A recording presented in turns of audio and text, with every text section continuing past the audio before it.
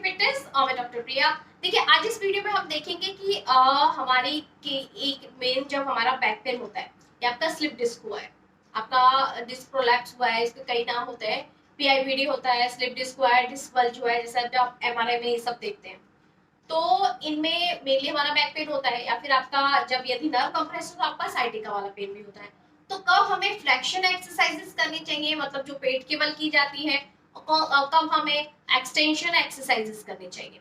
तो इस वीडियो में मैं आपको यही बताने वाली हूँ कि पेट के बल कौन सी कब एक्सरसाइजेस करनी है और वो पीठ के बल कब एक्सरसाइजेस करनी होती है, क्योंकि इसमें बहुत ज्यादा कंफ्यूजन हो जाता है कि कौन सी एक्सरसाइज हमें कब करनी है। तो इस वीडियो में आज आपको ये क्लियर हो जाएगा बिल्कुल कि कब हमें फ्लेक्शन एक्सरसाइजेस करनी है और कब हमें एक्सटेंशन एक्सरसाइजेस करनी है। तो लास्ट तक बने रहिए। देखिए मेनली क्या होता है, डिस्क बल्ज जब होता है हमारा, यानी आपका फ्रेश डिस्क बल्ज, जब हमारा फ्रेश डिस्क बल्ज हुआ है, तो फ्रेश डिस्क बल्ज हमको कैसे पता लगेगा कि हमारा भी फ्रेश ही डिस्क बल्ज हुआ है। तो इसकी एक हिस्ट्री होती है कि सडन आपने एकदम से नीचे झुके कुछ सामान उठाया, तो एकदम से जब आप उठे तो आपको फील हुआ कि बहुत ज्यादा पेन हो रहा है, और आपका पेन कभी कभी एकदम से आपका नीचे भी जाने लग जाता है, यानी इसका रेडिएट भी होने लग जाता है। सडन सडन एकदम से पेन होगा आपको। और यदि आपका क्रॉनिक हिस्ट्री नहीं, काफी टाइम से लॉन्ग टाइम से हमको बैक पेन है, थोड़ा थोड़ा बना रहता है, तो वो तो हमारा क्रॉनिक डिस्क बल्ज। ठीक है, जो हमारा फ्रेश डिस्क बल्ज होता है तो उसमें हम हमेशा एक्सटेंशन एक्सरसाइजेस करते हैं, यानी जो हमारे डिस्क निकली है, आउट हुई है, उसको अंदर लाने की फिर से कोशिश करते हैं। आप मेडिसिन लेंगे, मेडिसिन से आपका पेन कम हो जाएगा, लेकिन वो डिस्क अंदर नहीं जाएगी। डिस्क को अंदर करने के लिए यदि आपका फ्रेश डिस्क बल्ज है तो हम इसमें एक्सटेंशन एक्सरसाइजेस करेंगे, ठीक है, जिससे आपको वो डिस्क आपका अंदर चला जाए। तो इसमें हम करते क्या है, ये जो हमारी पेट के बल ये वाली एक्सरसाइजेस होती है, ये एक्सटेंशन एक्सरसाइज होती है। इसमें हमको इस तरीके से लेटना है, ठीक है, आप ये नॉर्मली इस तरीके से लेट गए। अब आप इसमें करना क्या है, पेशेंट को हमारा हाथ इसी तरह यही स्टेबलाइज रहेगा, ठीक है, और इसके हाथों का प्रेशर लेते हुए आपको इस तरीके से ऊपर उठना है, ये वाला, सिर्फ ये करना है। और ये नहीं कि आपने पूरा और ये आपने भुजंगासन पूरा ये कर दिया, ये नहीं करना है। तो इस तरीके से ये हुआ, ये हमारा ये वाला लेवल और ये लेवल सेम रहेगा। और आप इस तरीके से, ये हमारा जो टीवी देखने का पोजीशन होता है कभी कभी, तो इस तरीके से हमको करना है। और इसमें आप क्या कर सकते हैं, थोड़ी देर लेट सकते हैं, 5-10 मिनट हमने लेटा, 5 मिनट भी सफिशिएंट है, 5 मिनट हमने इस तरीके से लेटा, उसके बाद आप नॉर्मल हो जाइए। तो दिन में 3 से 4 बार इस तरीके से करना है, जिनका फ्रेश डिस्क बल्ज हुआ है। और फ्रेश डिस्क बल्ज में हमारा क्या होता है, एक तो मैंने बताया कि आपको हिस्ट्री होती है, कि आपको पता लगा कि सडन कोई स्कूटी ड्राइव करते वक्त एकदम से झटका लगा, या फिर आप एकदम से सुबह मॉर्निंग में कुछ सामान लेने के लिए झुके, तो आपका एकदम से पेन सडन क्लिक हुआ और आपका पेन स्टार्ट हो गया। और उसमें क्या होता है, जब हमारा फ्रेश डिस्क बल्ज है, उसमें पेशेंट को बहुत सीवियर पेन होता है।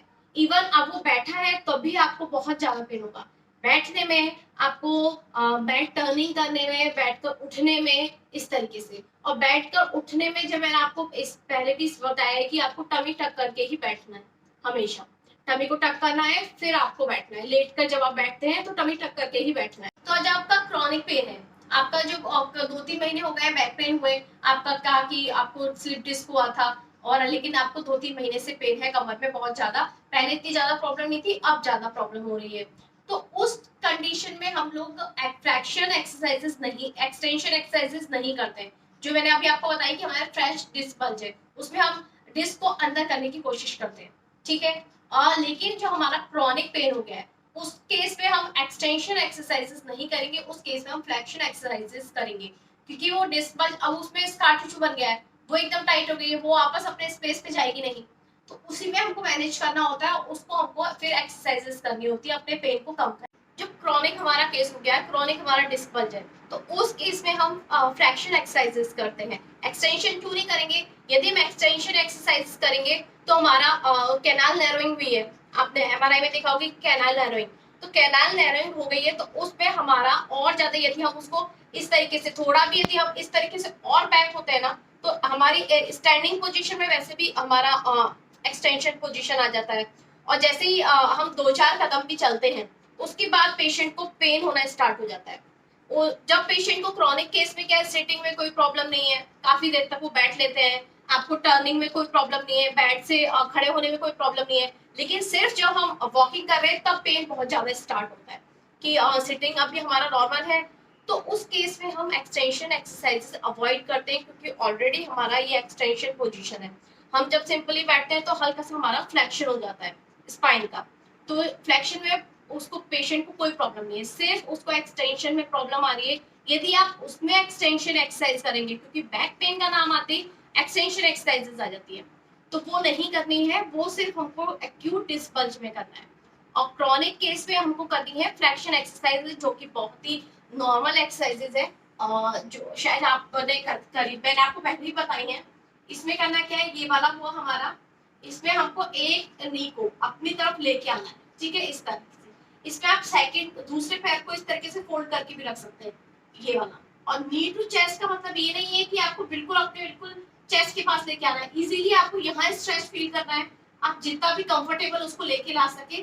नी टू चेस्ट का मतलब ये नहीं होता है, सिर्फ आपको कंफर्टेबल, जितना कंफर्टेबल फील हो। बाद में आप अपने लेग को इस तरीके से भी एकदम लंबा भी कर सकते हैं यदि आपको कंफर्टेबल है तो, वरना इस तरीके से आपको कैनाल जो हमारी नैरो हुई है उसकी ओपनिंग करनी है, जिससे नर्व का प्रेशर हटे और हमारा पेन जो रेडिएटिंग पेन हो रहा है वो हमारा कम हो। फिर अपोजिट लेग का करना है इसी तरीके से, हमको इसको अपनी तरफ लेना है, इसमें आप अपना एक लेग स्ट्रेट भी रख सकते हैं यदि आप पेशेंट कंफर्टेबल है तो, इस तरीके से। तो 3 रिपीटेशन दोनों पैर के साथ इस तरीके से करेंगे, ये वाला हुआ। फिर आप, ये हुआ हमारा ये एक्सरसाइज, और इसमें एक हमको ब्रिजिंग जिसको कहते हैं, ये वाला एक्सरसाइज करना है इस तरीके से, ब्रिजिंग एक्सरसाइज। आपके पेल्विस को ऊपर की तरफ उठाना है इस तरीके से, फिर होल्ड करना है, फिर रिलैक्स, फिर उठाना है, होल्ड करना है और फिर रिलैक्स। इसमें भी जब आप करेंगे तो इसको अपनी चेस्ट की तरफ लेंगे इस तरीके से, होल्ड करेंगे थोड़ी देर, फिर रिलैक्स, फिर इसको लेंगे चेस्ट की तरफ, होल्ड करेंगे, फिर रिलैक्स।